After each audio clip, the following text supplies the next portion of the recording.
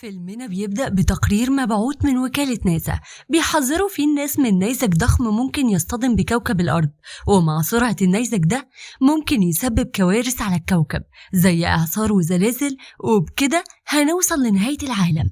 وفي الوقت ده بيظهر ماجن البطل بتاعنا وهو قاعد بيسمع الأخبار دي على راديو العربية القديمة بتاعته، وأخوه الصغير شانج بيحاول يصلحها بس مش بيعرف. وهنا بيستعجل ماجن أخوه علشان يلحقوا يروحوا الرحلة البحرية اللي عملها مدير الشركة علشان يقول لهم فيها على أخبار حلوة، وكمان يبدأ يشجعهم على الشغل. وبعد ما بيركبوا كلهم الأتوبيس بيكونوا خلاص هيتحركوا، بس ماجن وأخوه بيلحقوهم في آخر لحظة، وبيكونوا اتأخروا بسبب إنهم راحوا يشتروا حاجة ساقعة لكل الموظفين.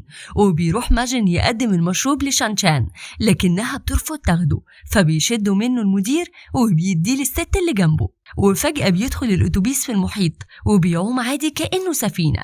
بعد كده السواق بيمسك الميكروفون وبيعرفهم بنفسه وبيقول لهم إنه هيبقى المرشد بتاعهم في الرحلة دي، بس البروفيسور بيشد منه الميكروفون وبيقدم المدير اللي بيتكلم معاهم كأنه صاحبهم، وبيقول لهم إنه هيزودهم في المرتب كلهم. وفي نفس الوقت بيتفاجئ ماجن برسالة بتجيله بيكون محتواها إن ورقة اليانصيب بتاعته هي اللي كسبت ب60 مليون، وبكده بقى من الأغنياء وهو قاعد فجأة وبيتبسط جدا. ومن كتر ما هو مش مصدق بيبدأ يقارن بين رقم بطاقته بتاعت اليانصيب بالورقة اللي كسبت علشان يتأكد، وبعد كده بيحط ورقته في كتاب وبيفضل يرقص من كتر فرحته، وبيكون اللي قاعدين فاكرينه فرحان بس علشان المرتب زاد. ومن فرحة ماجن بياخد المايك من المدير وبيقعد يغني، لكن فجأة بيكي المرشد بيصوت وبيقول لهم إن في موجة ضخمة داخلة عليهم، ولما كله بيبص بيلاقوا موجة تسونامي بتهجم عليهم وفوقيها سفينة مليانة نار. وفجأة بيكي بيقول لهم يقعدوا في أماكنهم، لكن ماجن بيقع قبل ما يوصل للكرسي بتاعه، وأخوه بيحاول يشده وهو بيحاول يلحق الكتاب بتاعه اللي وقع. ولما بيمسكه بيشيله بسرعة في الشنطة، وساعتها بيكي بيحاول يتفادى السفينة وبيدخل في وسط الموجة، لكنهم بيتفاجئوا بحوت ضخم داخل عليهم وبيضرب الأتوبيس بديله، وده اللي بيخلي بيكي مش عارف يسوق. بعد كده كل الموظفين بيفقدوا الوعي وبيفوق ماجن بعد ما أخوه كان بيصحيه. بعد كده كل زمايله بيفوقوا واحد ورا التاني. بعد كده ماجن بيطمن على ورقة اليانصيب بتاعته وبيقوم وبيطلب منه المدير إنه يدور على باقي زمايله. فبيبدأ ماجن يدخل في الجزيرة اللي وقفوا عليها وقعد ينده على شانشان علشان بيلاقي الجاكيت بتاعها على فرع شجرة، وفجأة بيسمع صوت استغاثتها فبيجري عليها بسرعة ومع الجاكيت وبيحاول ينقذها بعد ما لقى رجليها محشورة تحت الأنقاض. بعد كده بيسندها وبيرجع لباقي زمايله، وبسبب سوء الأحوال الجوية بينقسموا المجموعتين. كل مجموعة بتروح لكهف صغير علشان يحميهم من المطر، وبيكونوا كلهم كاملين ما عدا السواق وشخص كمان. وبيعدي وقت طويل لحد ما المطر بيقف وبيحسوا ان في حركة بره الكهف، وده بيكون بيكي بينده عليهم علشان يطلعوا خلاص. فلما بيسألوه هو كان فين وازاي فضل بره كل ده ونجا من العاصفة، فبيقول لهم انه لقى الشخص التاني اللي كان مفقود وكان مصاب، فكان بيتحامى من العاصفة في الغابة وتعلم الموضوع ده من الجيش. وبيقول لهم كمان انه لف في الجزيرة ولقى اشجار مشروم وفواكه يقدروا يعيشوا عليها، لكن كل الموظفين بيتخانقوا معاه لأن الشركة المفروض تلحقهم وتكون مسؤولة إن الموظفين دول يرجعوا تاني، وبيقول لهم إن كل حاجة غرقت. بعد كده بيديهم موبايل ويمكن يلاقوا مكان فيه شبكة. بعد كده بيفتكر البروفيسور الأخبار بتاعت النيزك وبيقول لهم عليها وعلى التحذيرات اللي سمعها، وده بيعصب الموظفين أكتر لأنه كان المفروض يعرفهم اللي سمعوا ده ويلغي الرحلة. وفي الوقت ده بيفتح ماجن تليفونه وبيشوف رسالة الفوز للمرة الأخيرة قبل ما تليفونه يفصل. بعد كده بيرجع علشان يهديهم وبيقول لهم إنهم لازم يتصرفوا أحسن من الخناق ده، وبيهديهم وبيقول لهم إن دي ممكن ما تكونش نهاية العالم، وإن ممكن حد ينقذهم عن طريق إنهم يجمعوا أي حاجة فيها ألوان زاهية علشان يعملوا بيها إشارة طلب نجدة علشان لو أي طيارة عدت تشوفها وينقذوهم. وبيقول لهم إنهم هيحاولوا يستغلوا الشجر اللي لقاه بيكي علشان ياكلوا ويفضلوا عايشين. في نفس الوقت ده المدير بيكون واقف متنح ومش مصدق اللي شايفه. وبالليل بيدخلوا كهف صغير وبيكونوا جعانين وبردانين وكل واحد نفسه يرجع بيته، وماجن بيحط الكتاب اللي فيه ورقة اليانصيب في كيس علشان ما يجرالوش حاجة، واللي حواليه بيكونوا متلجين ومتوترين. وهنا بيزعق فيهم المدير علشان يهدوا شوية ويبطلوا يشتكوا. وتاني يوم بياخدهم بيكي علشان يروحوا يجيبوا أكل وشرب، وبيتفاجئوا إن عنده قدرة رهيبة على التسلق وإنه قادر يجيب الفاكهة بسرعة. ولما بيرجع بيكي لمجموعته بيلاقيهم ملمومين علشان يلاقوا إرسال لأي مكان، ومرة واحدة بيتفاجئوا بصوت الموتور وهو بيفرقع وبيطلع شانج منه. فبيتعصب عليه بيكي لكنه بيقوله إن المدير هو اللي قاله يعمل كده. فبيتعصب ماجن وبيزعق للمدير لأنه عايز يرجع لبيته بسرعة. فبيلاحظ كل الموجودين حزنه وضعفه وإنه مش نافع في حاجة. وفي الوقت ده بيكي بيدخل عليهم بالأكل، فكلهم بيروحوا عليه وبياخد أكل ليه هو والمدير، وبيفضل يتريق على الأكل وإنه مش حلو. فبيتعصب عليه بيكي وبيضربه وبيقوله إن اللي بيشتغل هو بس اللي هياكل، ودلوقتي مفيش مدير ولا مش مدير، كلهم واحد.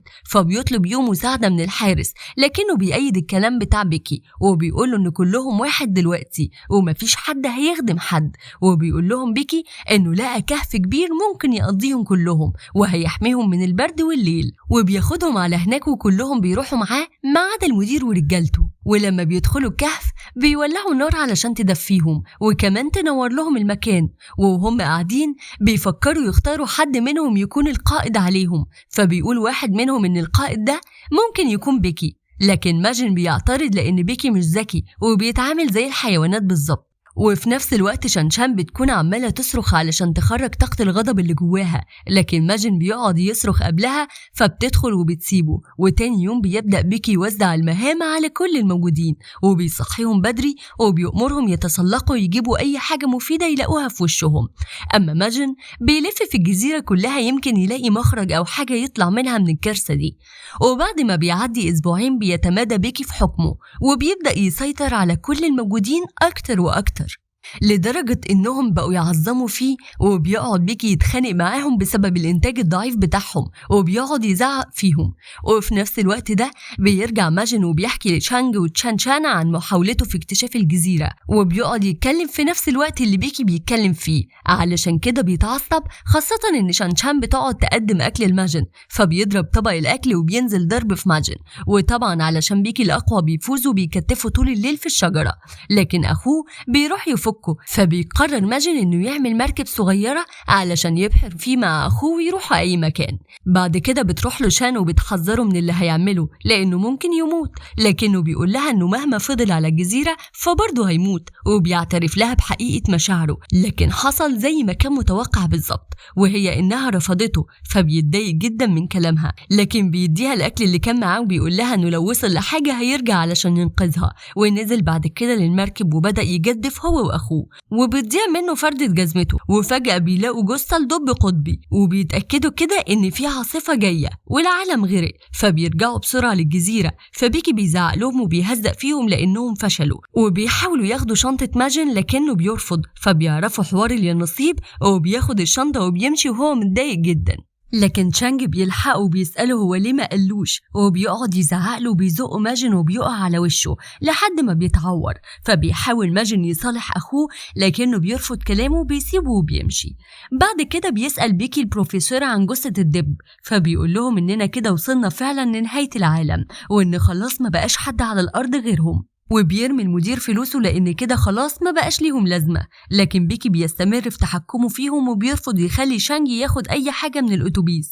وبيكون شانج كده مخاصم أخوه وبيحاول يعمل لنفسه جزمة جديدة. وهنا المدير بيدخل عليه وبيقوله إنه أكتر حد فهمه وهيساعده علشان يرجع. فبيلاحظ بيكي كلامهم سوا، فبيأمرهم إنهم يروحوا يصطادوا 20 سمكة كعقاب ليهم. وفي الطريق بيقول المدير لماجن إنه عنده خطة علشان يرجعوا لعالمهم، بس محتاج منه شوية صبر. وبالليل بيكون المدير وماجن اصطادوا سمك كتير جدا والكل بيكون مبسوط وبيشووا السمك وبياكلوه وبيشبعوا. لكن المدير بيقوم فجأة وبيتعصب عليهم وبيقول لهم إنهم ما ينفعش يفضلوا كده لأنهم مش حيوانات ولازم يكون عندهم كرامة وما ينفعش اللي رايح واللي جاي يهينهم.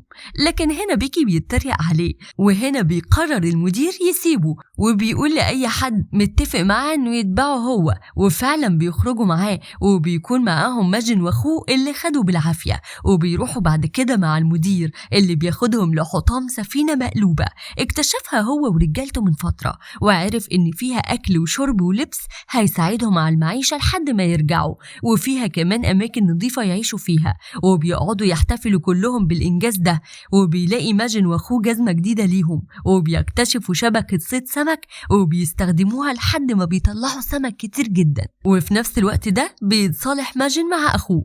أما شانشان واللي معاها اللي بيكونوا في صف بيكي مش لاقيين سمك أو أي حاجة ياكلوها، بس شانشان في الوقت ده بتلاقي المصيدة بتاعتها فيها سمك كتير، وبنعرف ان ماجن هو اللي حطه لها، وكمان كان جايب لها ورد بمناسبة عيد ميلادها، لكنها بتهتم وبتنده لزميلتها اللي معاها علشان تاخدهم. ولما بتسأله شانشان ازاي قدر يصطاد السمك ده كله بيقعد يحكي لها عن السفينة، وكمان لما بتعرف ان في هناك حمام وصابون وانها تقدر تستحمى بتروح على طول معاه. وبعد ما بتخلص بياخدها ماجن يفرجها على السفينة وبيوريها اللبس، وبيحاول يهزر معاها ويضحكها، وبيسألها عن سبب انفصالها عن جوزها السابق، فبتقوله انها ما كانتش بتثق فيه. وهما بيتكلموا فجأة بيظهر المدير وبيطلب من شانشان انها تنضم للفريق بتاعه لانها ذكية جدا ومش شبه الحيوانات، لكنها بتقوم وبتسيبهم وبتمشي.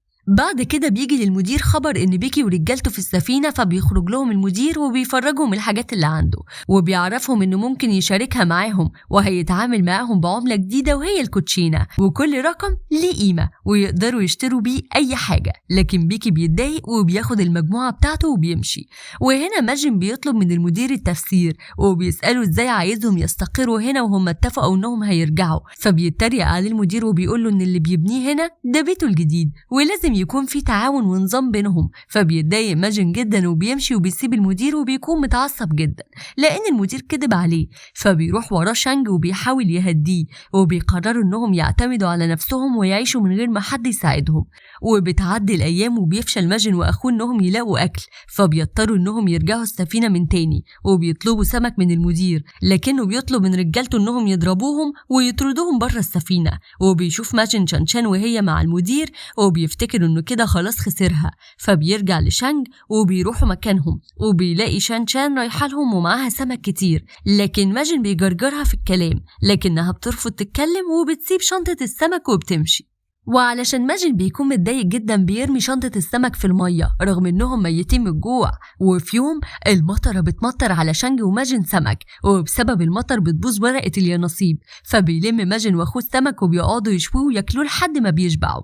وبعد كده بيتعلقوا على الشجرة علشان يتشمسوا وبيستسلموا لفكرة نهاية العالم وان ده خلاص الواقع بتاعهم. فبيقرر ماجن يشغل دماغه ويبقى حاكم الجزيرة، فبيقدم مساعدات لبيكي ورجالته مقابل أي حاجة عندهم، وبيبيع السمك بتاعه مقابل أي حاجة لمجموعة المدير برضه. بعد كده بيوقع بين المجموعتين. وفي يوم كانوا هيتخانقوا وبيبعد شانج عن المكان، وفعلا بياخد بيكي رجالته وبيتخانق مع المدير وكلهم بيضربوا في بعض، فبيستغل ماجن الفرصة دي وبيتسلل هو واخوه السفينة، وبتتصدم شان من اللي شايفاه وبتحاول تفض الخناقة، لكن فجأة بيضرب فيهم كشاف نور، وطبعا لأنهم مش متعودين على النور ده فبيتخضوا منه، وبيقفوا كلهم وبيتكلم معاهم ماجن في الميكروفون اللي اخوه صلحه، وبيقول لهم ان الخلاف اللي بينهم ده مش هينتج اي حاجة وانهم لازم يتحدوا، وبما انهم هم امل البشرية دلوقتي فلازم يتعاملوا بنضج اكتر من كده، ولازم يجمعوا ما بين العضلات والعقل